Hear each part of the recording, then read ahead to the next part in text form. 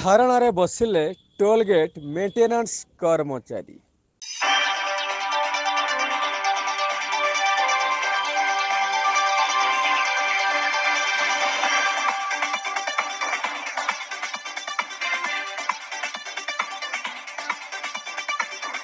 କେନ୍ଦୁଝର ଜିଲ୍ଲାର ଏକ ମୁଖ୍ୟ ରାଜରାସ୍ତା କହିଲେ 49 ନମ୍ବର ଜାତୀୟ ରାଜପଥକୁ ବୁଝାଇଥାଏ। ଏଠାରେ ଦୈନିକ ହଜାର ହଜାର ଟ୍ରକ୍ ମାଲ ପରିବହନ କରିଥାନ୍ତି। ଆମଦାନୀ ରପ୍ତାନୀର ଏକ ମୁଖ୍ୟ ଭୂମିକା ଲିଭାଇ ଆସୁଥିବା ଏହି 49 ନମ୍ବର ଜାତୀୟ ରାଜପଥ କ୍ଷୀରେଇଟାଙ୍ଗିଠାରେ ରହିଛି ଟୋଲ୍ ଗେଟ୍। ଯେଉଁ ଟୋଲ୍ ଗେଟ୍ରେ କି ପ୍ରଚୁର ପରିମାଣରେ ଶୁଳ୍କ ଆଦାୟ ହେଉଛି। ଦୈନିକ ହଜାର ହଜାର ଗାଡ଼ିରୁ ଶୁଳ୍କ ଆଦାୟ କରି ଚାଲିଥିବା ବେଳେ ଏଠାରେ ଅନେକ କର୍ମଚାରୀ ମଧ୍ୟ ନିଯୁକ୍ତି ପାଇଛନ୍ତି। କିଛି ଠିକା କର୍ମଚାରୀ ତ କିଛି ନିୟମିତ କର୍ମଚାରୀ ରହି କାର୍ଯ୍ୟ କରି ଚାଲିଛନ୍ତି। ଟୋଲ୍ ଗେଟ୍ ଆମ୍ବୁଲାନ୍ସ ଠାରୁ ଆରମ୍ଭ କରି ରାସ୍ତାର ରକ୍ଷଣାବେକ୍ଷଣ ପାଇଁ ବିଭିନ୍ନ ବିଭାଗର ବିଭିନ୍ନ ପଦପଦବୀରେ ନିଯୁକ୍ତି ପାଇ କାର୍ଯ୍ୟରତ ଅଛନ୍ତି। କିନ୍ତୁ ଦୁଃଖର ବିଷୟ ଯେ ଦୁର୍ଘଟଣାଜନିତ ସୁରକ୍ଷା କର୍ମଚାରୀଙ୍କ ଉପରେ ନିଷ୍ଠୁର ସାଜିଛି ଏହି ସଂସ୍ଥା।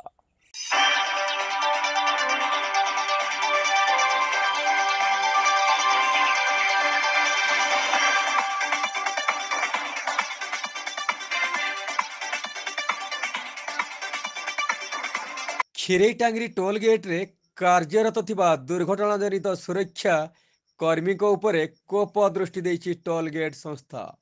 ନିଜେ ଅସୁରକ୍ଷିତ ହୋଇ ଦୀର୍ଘ ଦିନ ହେଲା ସୁରକ୍ଷା କର୍ମୀ ହିସାବରେ କାର୍ଯ୍ୟ କରି ଆସୁଥିଲେ ମଧ୍ୟ ବର୍ତ୍ତମାନ ସୁଦ୍ଧା ସୁରକ୍ଷା କର୍ମୀଙ୍କ ଦାବିକୁ ପୂରଣ କରୁନାହାନ୍ତି ଟୋଲ୍ ଗେଟ୍ ସଂସ୍ଥା।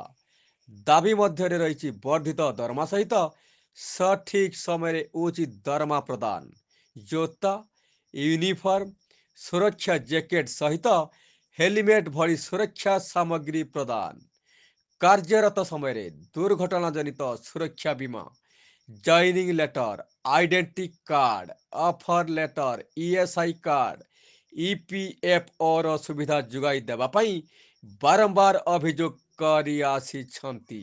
ଏହି ଅଭିଯୋଗକୁ ଭିତ୍ତି କରି ଟୋଲ୍ ଗେଟ୍ ସଂସ୍ଥା କେବଳ ପ୍ରତିଶ୍ରୁତି ପରେ ପ୍ରତିଶ୍ରୁତି ଦେଇ ଚାଲିଛି, କିନ୍ତୁ ଦାବି ପୂରଣ କରିବାରେ ଏପର୍ଯ୍ୟନ୍ତ କାନ ବନ୍ଦ କରି ରଖିଛି ଏହି ସଂସ୍ଥା।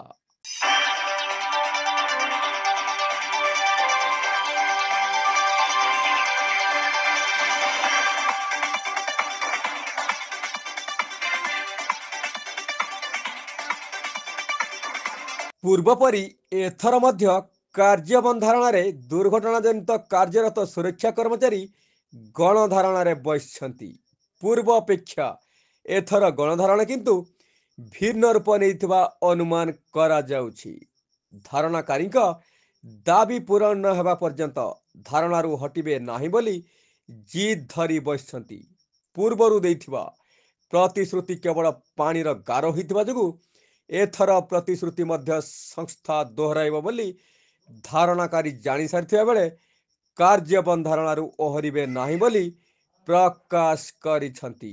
ଯେତେ ଦିନ ପର୍ଯ୍ୟନ୍ତ ତାଙ୍କ ଦାବି ପୂରଣ ନ ହୋଇଛି ସେତେ ଦିନ ପର୍ଯ୍ୟନ୍ତ ଧାରଣାରେ ବସି ରହିଥିବେ ବୋଲି କହିବା ସହିତ ଅନେକ ଅସୁବିଧାର ସମ୍ମୁଖୀନ ହୋଇଥିବା କର୍ମଚାରୀଙ୍କ ଦାବିକୁ ଯଥାଶୀଘ୍ର ପୂରଣ କରିବା ପାଇଁ ସଂସ୍ଥାକୁ ଅନୁରୋଧ କରିଛନ୍ତି।